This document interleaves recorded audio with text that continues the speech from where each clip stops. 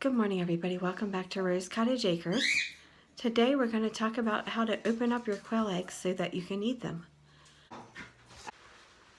So originally I was taking an egg and cracking it the way you crack a traditional egg. Now I always wash my eggs first. I think it's important to always make sure your egg is clean. Right before I use it, I give it a good wash.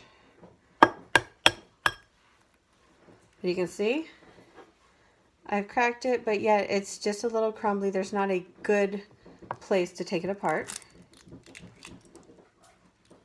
And it took a little effort to do it. Now, I didn't end up with shells in there this time. Yesterday, when I made eggs, I had so many pieces of shell. You can see it just crumbles in on itself instead of breaking like a typical egg. And it has a kind of rubbery membrane that is hard to break to get the egg out in one piece. So I was feeling frustrated. It took me forever to do these eggs yesterday for an omelet. And I went online and did a search, and there was somebody who has found a much better technique. So you take your egg, you tap the top a little just to kind of help the yolk to settle, and you use craft scissors. These should be clean craft scissors. And you just want to gently poke a hole. Don't apply too much pressure. You don't want to have it go slip off the egg and cut your hand or anything, so you want to be careful. And you simply cut around the top. Make a flap, and then you can dump your egg. Really easy, really fast, really simple. So I do about 6 of these eggs, and then since the Silkies are still laying a lot, we add a Silky egg as well, and that gives us a good 2-person sized omelet.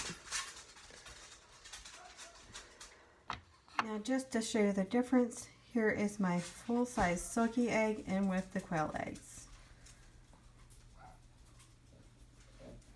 I did a couple more since I was showing them to you guys, but if I have leftover eggs, I'll just give them to the dogs. Quail eggs, a lot of people feed all their quail eggs to their dogs. And as you can see, the quail eggs are a little less yellow than the Silky egg. So I'm interested to see the difference in color with my quail that I've now got in natural housing once they start to lay. And some of these eggs are actually,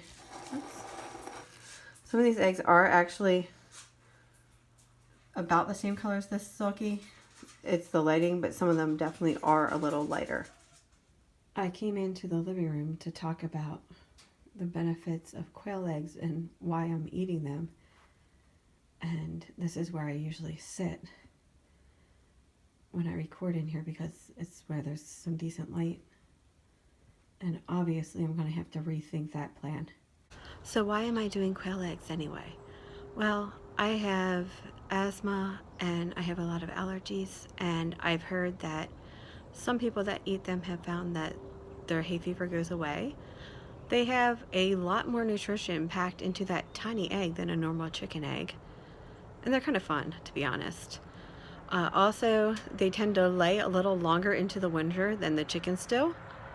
And I'm going to be using them to turn over some of my garden beds and eat all the bugs before I plant a bed. So I could rotate them in, have them kind of clean out the bed, move them, and in about 120 days I can plant in the beds. So they can do fall cleanup for me, and then the beds will be ready for spring planting. So those are kind of my reasons. Just, honestly, just because they're cute. They're so cute. But I also have useful reasons. So once you've cracked your eggs, just basically treat them as you would any chicken egg.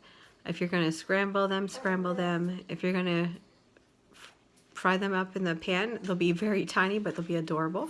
They cook up just like a regular egg. So I hope you enjoy seeing how to crack an egg. If you've been struggling with that yourself, I know I have.